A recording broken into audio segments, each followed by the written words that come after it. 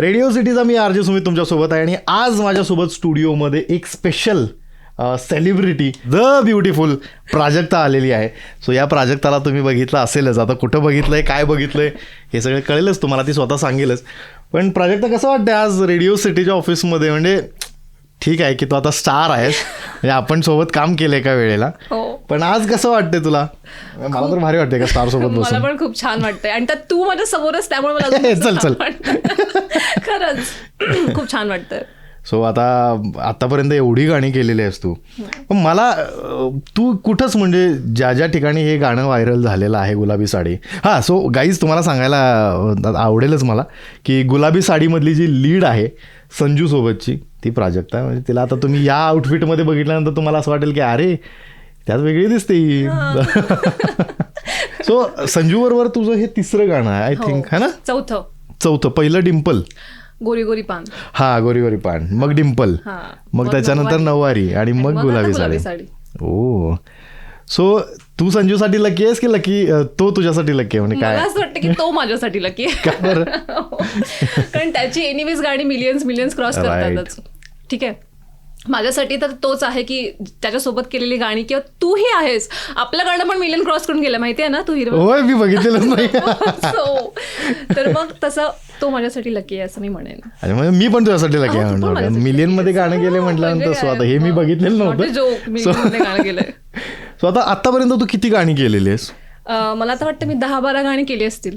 Okay. आणि interview किती वेळा झालेला तुझा? म्हणजे असा तुला सांगू का, इंटरव्ह्यू तसे माझे हा माझा 8वा इंटरव्ह्यू असेल. अरे बापरे. हा 8वा इंटरव्ह्यू आहे हा माझा. आरजे भोपालचा चक्षू वगैरे आहेत त्यांच्यासोबत मी केले होते, नंतर 9X किंवा असं. आता तू मला खूप लेट बोलवलंस. ए चल, मी तुला त्यावेळी बोलवलं होतं, तू हिरवळ गाणं केलं त्याचवेळी बोलवलं होतं, याला वेळ नव्हता. सेलिब्रिटी. सो मला माहिती आहे, म्हणजे पर्सनली आम्ही एकमेकांना ओळखतो, त्यामुळे मला माहिती आहे की तू इंजिनियर आहेस, इंजिनिअरिंग केलेलं आहेस. सो सेम तुझी माझी स्टोरी सेम आहे की मी इंजिनिअरिंग सोडून इकडे आलोय. तुझी स्टोरी आम्हाला ऐकायला आवडेल की कसं कसं सुरू झालंय सगळं. मी आतापर्यंत सगळ्यांना माहिती आहे मी इंजिनिअरिंग केलं, मग मी MPSC UPSC दिली. पण त्याही अगोदर जेव्हा मी शाळेत होते, म्हणजे मी स्टुडिओसच होते 10वी पर्यंत, तर मला शाळेमध्ये 1 नंबर काढायचा म्हणून आमचं तेच असायचं. मी फार शिमडी होते तेव्हा. आणि त्यानंतर 11वी-12वी झाली, मला व्हायचं होतं डॉक्टर.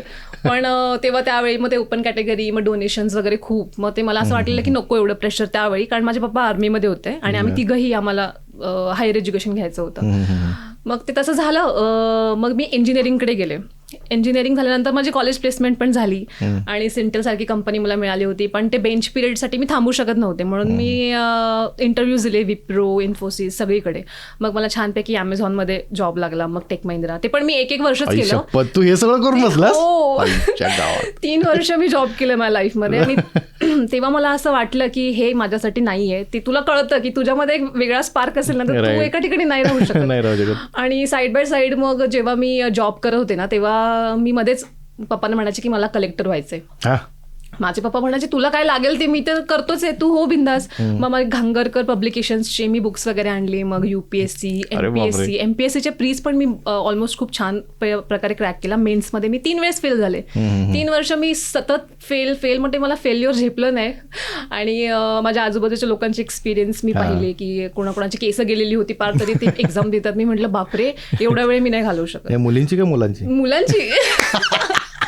तर मग मी म्हटलं की नाही बाबा, हे आपल्याला जमणार नाही, आपल्याला काहीतरी करायचं आहे, पण अगोदर करायचं आहे, म्हणजे कमी वयात. तर मग अचानक भयानक तेव्हा आहे ना, ॲमेझॉनमध्ये असताना मला वोडाफोन वाल्यांनी अप्रोच केलं होतं की तेव्हा मग सगळ्यांनी रेकमेंड केलं होतं की अरे हिचा चेहरा थोडा चांगला आहे, मग ही बघा.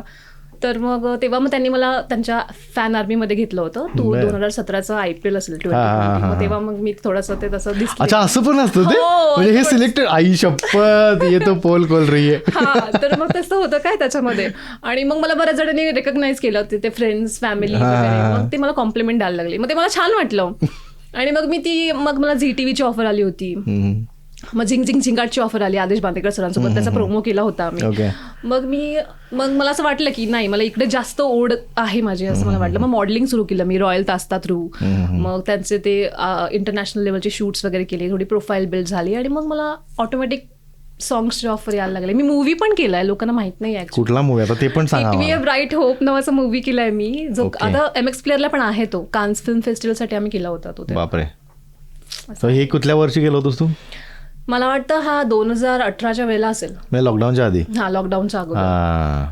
तर अशी माझी जर्नी आहे, कन्फ्युजिंग आता आणि तू इंटरेस्टिंग. टेक महिंद्रा केलेस, तू अजून काय काय काय काय केलेस, सो तिकडचा पगार जास्त की इकडं आता सॉंग्स वगैरे करतेस? नाही नाही, तिकडचा पगार एका दिवसामध्ये वसूल होतो इथे. काय सांगतेस होय? तू एक इव्हेंट कर, तुझा अख्खा पगार वसूल होतो.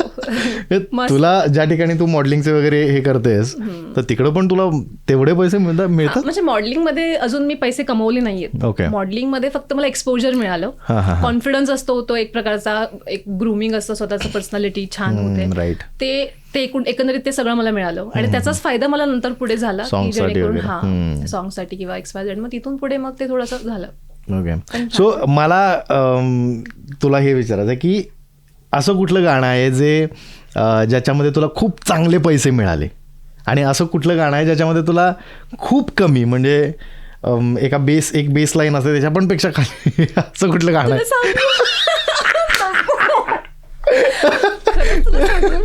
नाही, मला ऐकायचंच आहे.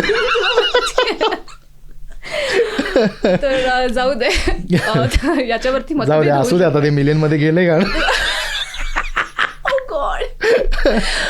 ते आता ज्यांना कळायचं त्यांना कळत असेल की ते गाणं मिलियन मध्ये गेलंय, पण तेच ते. ओके. सो सगळ्यात जास्त गाणं कुठलं, म्हणजे कुठल्या याला तुला पेमेंट मिळालं होतं सगळ्यात जास्त? गुलाबी साडीला मिळालं होतं की नऊवारीला मिळालं होतं, किंवा त्याच्या सोडून दुसरं कुठलं? खो गई याला मिळालं होतं. हिंदी सॉन्ग केलं होतं मी, KP फिल्म्सचं. बरं, हे गाणं माहितीच नाही मला. काय रे, खरंच माहिती नाही. हे अरे खरंच नाही, मला मराठी गाणी माहिती आहेत, हिंदी गाणं नाही माहिती मला. खूप तुझं सुंदर गाणं आहे खो गई यार, एकदम छान स्लो. अच्छा, कोण लीड कोण आहे त्याच्यामध्ये तुझ्यासोबत? एकटीच आहेस? आम्ही 3 फ्रेंड्स दाखवलोय, पण मोस्टली एक माझ्या अराउंड ती स्टोरी आहे. ओके. इव्हॉल्व्ह होते की माझे 2 फ्रेंड्स आहेत, मग आम्ही टाइम स्पेंड करतोय आणि असं.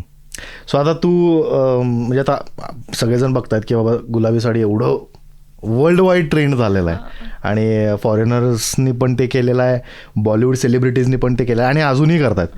सो संजूला पण काही सेलिब्रिटीजचे कॉल आलेले आहेत, मेसेजेस आलेले आहेत. तुला कोणाचा असा म्हणजे असं वाटलं होतं की अनएक्सपेक्टेड होतं की अरे ह्याचा मेसेज किंवा ह्याचा कॉल असं झालं तुला? असं मला झालंय बरं का. आता त्यांची नावं नाही घेत उगाच त्यांना. तर मला असे बरेच मेसेजेस किंवा फोन आलेले आहेत की खूप छान काम आहे, खूप छान केलं वगैरे वगैरे, आणि असेही आहेत की तू अजून छान करू शकते.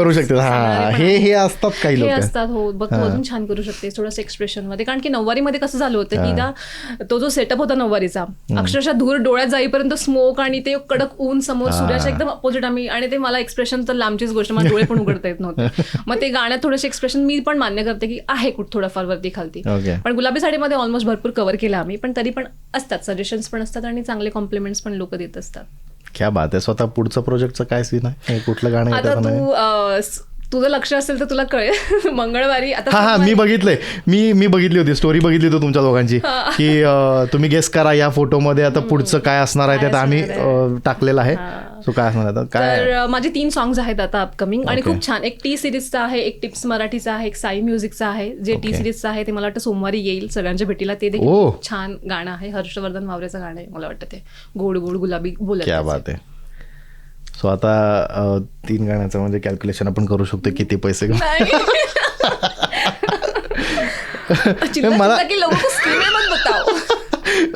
बरं, मला एक गोष्ट सांग की तू जे परवा दिवशीचं जे मॉडेलिंग शूट जे तू केलंस किंवा रॅम्प वॉक जे झालं तासासाठीचं, तर त्याच्यामध्ये मी भरपूर सेलिब्रिटीज पण बघितले. म्हणजे अभिजित कांडकेकर जो इकडं आधी आरजे होता आणि तो आता ऍक्टर आहे. हो, तो इथं आरजे होता आधी, मला माहितीच नाही. हो, छान आहे. तर त्याच्यानंतर त्यानं त्याची ऍक्टिंगवाली जर्नी तिकडं कंटिन्यू केली. सो तिथंपर्यंत पोहोचण्यासाठी तुला कोणाचा म्हणजे असा सपोर्ट मिळाला किंवा कॉन्टॅक्ट करावा लागतो का आपण स्वतः की मला मॉडेलिंगसाठी जॉईन व्हायचं तुमचं, असं काही असतं?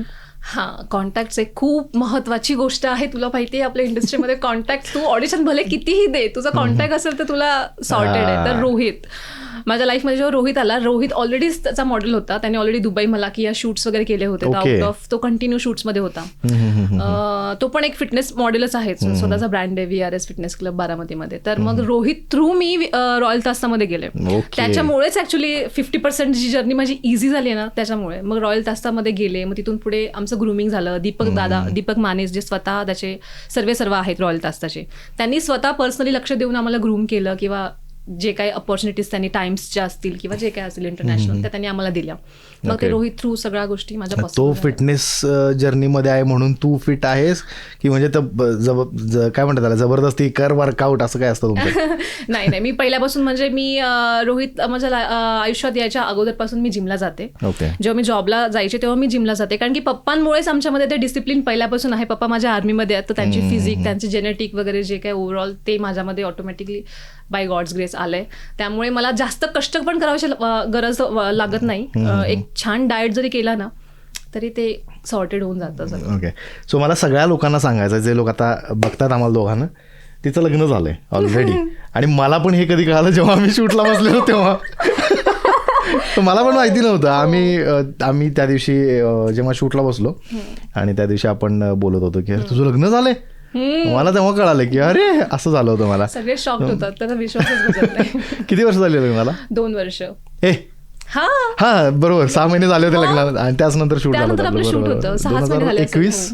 21-22 दरम्यान. राईट. सो आता नवीन प्रोजेक्टचं जे फक्त गाण्यासाठी आहे ते तर आम्हाला सांगितलेस, पण मूवी, वेब सिरीज वगैरे असं काही? वेब सिरीज तो सांगते की आपल्याला खूप संधी येत असतात, खूप सारे मूवीज येत असतात, वेब सिरीज, शॉर्ट फिल्म्स, पण त्यामधले प्रोडक्टिव्ह किती असतात ते आपल्याला माहिती असतं. म्हणजे प्रोडक्टिव्ह आहे खरंच जे कुठे लोकांसमोर येऊ शकतात किंवा जे थिएटरला रिलीज होऊ शकतात, मी त्याच अपॉर्च्युनिटीज घेते. त्यामुळे फार रेअर काम असतात माझी. तर काया नावाचा मूवी आहे, खूप छान कास्ट आहे त्याची, पण तो दिवाळीमध्ये येईल. तो केलाय मी आता शूट, मे मध्ये औरंगाबादला शूट झालं. त्यानंतर अजून एक मूवी आहे ज्याचं नाव आम्ही अजून ठरवतोय, तर तो पण येणार तुमच्या भेटीला. वेब सिरीज, शॉर्ट फिल्मचं मी अजून काही डन नाही केलं की आहेत, पण मला असं वाटत नाही की त्या प्रोडक्टिव्ह आहेत, त्याचा काही आपल्याला फायदा होऊ शकतो, तसं आहे. Okay. So back to the point, आपण गुलाबी साडीवरती परत एकदा येतोय, कारण आपण त्याच गोष्टीसाठी आपण सुरू केलं होतं. सो गुलाबी साडी हे गाणं तुझ्याकडं परत म्हणजे नऊवारी जसं आलं होतं, नऊवारीचं मला ऐकायला आवडेल की ते कसं आलं, कारण त्याचा सेकंड पार्ट म्हणजे गुलाबी साडी आहे. सो हे गाणं तुझ्याकडे कसं आलं होतं? नऊवारीचं कसं झालं की संजूचा एक हे म्हणजे संजू जेव्हा एक नवीन एक्सपेरिमेंट करत असतो तेव्हा त्याला रिस्क घ्यायची नसते, आणि तो थँक गॉड माझ्यावर विश्वास ठेवतो की चल हिच्याबरोबर करूया, काहीतरी होईल चांगलं. कारण की हे तो आणि मी आम्ही दोघंही ऍक्सेप्ट करतो की कुठेतरी आमचे ग्रह थोडे चांगले जुळतात, की काही ना झालं तरी पॉझिटिव्ह रिझल्ट त्याच्यामधून येत असतील. कारण डिम्पल ऑलरेडी आमचं झालं होतं तसं, फार छान गेलं होतं. मग संजूच्या आय डोंट नो काय मनात आलं, त्याने मला फोन केला होता की नऊवारी असं गाणं करायचं, तुला डान्स करता येतो का गं? म्हटलं हा मला डान्स करता येतो. मग मला व्हिडिओज वगैरे पाठवले, मग त्यात पण मला वाटतं तो कन्फ्युज असेल की येतो नाही येतो, आणि मग तसं आम्ही ते सुरू केलं की ते गाणं आलं माझ्याकडे, मला आवडलं. मग आम्ही शूट डिसाईड केलं, डेट्स वगैरे, मग रिहर्सल, प्रॅक्टिस. त्यात पण मला जमत नव्हतं बऱ्याच स्टेप्स करायला, त्यात 3 दिवस आम्ही घेतले. मग ते असं झालं, म्हणजे ते त्याने स्वतःहूनच मला फोन केला की आपण करूया. त्यानंतर मग हे नऊवारी झाल्यानंतर मग सिक्वल तर ऑब्व्हियस आहे, मग तसं आम्ही ते केलं. नाही, आणि मला वाटतं की नऊवारी ज्या लेव्हलला गाजलं होतं त्याच्यापेक्षा कितीतरी मोठ्या लेव्हलला गुलाबी साडी गाजलेलं आहे. सो आय होप की आता पुढचं जे काय तुम्ही आम्हाला टीजर देऊन ठेवलेलं आहे किंवा एक क्ल्यू देऊन ठेवलेला आहे किंवा पुढचं गाणं याच्यानंतर येणार आहे, सो त्यासाठी तुम्हाला ऑल द बेस्ट. पण अजून एक गोष्ट मला कॅमेऱ्यासमोर सांगायची आहे की जेव्हा आम्ही सांजचं शूट करत होतो तेव्हा संजू तिथं होता आणि त्यानं तिथनंच डिम्पल गाणं काहीतरी अपलोड केलं होतं. बोरघरला होतो आम्ही तेव्हा, आणि तेव्हा संजू मला म्हटला होता की सुमित दादा तुम्हाला घेऊन एक गाणं करायचं आहे जे अजून झालेलं नाही आहे त्याच्याकडनं. सो हे मुद्दाम मला ऑन कॅमेरा सांगायचं आहे. ठीक आहे. आता तू कधी भेटलीस त्याला तर नक्की आठवण करून दे. संजू मला भेटेल की नाही ह्याची मला आता तो स्टार्स मध्ये बसेल, तो स्टार्स मध्ये बसलाय, तर तो आपल्याकडे भेटेल की नाही काय माहिती, पण जेव्हा पण मला तो भेटेल तेव्हा मी सांगेल त्याला की तू ऑलरेडी सुमितला असं बोललायस ना, त्याला घे आता. नक्कीच. आणि तुला खूप खूप शुभेच्छा. थँक्यू. गुलाबी साडीचं हे सक्सेस जे आहे ते फक्त एकट्या कोणाचं नाही आहे, तर ते टीमचं असतं, आणि त्याच्यामध्ये तुम्ही दोघं खरं तर ते म्हणतात ना गाडीची पुढची 2 चाकं आहे, सो ते तुम्ही आहात. तर त्यामुळं असं सक्सेस अजून मिळत राहो. ज्या मूवीज तुझ्या येणार आहेत, वेब सिरीज येणार आहेत, त्या सगळ्यासाठी ऑल द बेस्ट. आणि जेव्हा तुझा दिवाळीतला मूवी येईल त्यावेळी परत त्या स्टारकास्ट सोबत आपण परत इंटरव्ह्यूला भेटू. Thank you. So all the best. Thank you. आणि रेडिओ सिटी मराठी हे पेज सबस्क्राईब करायला विसरू नका. रेडिओ सिटी रग रग में दौड़े सिटी.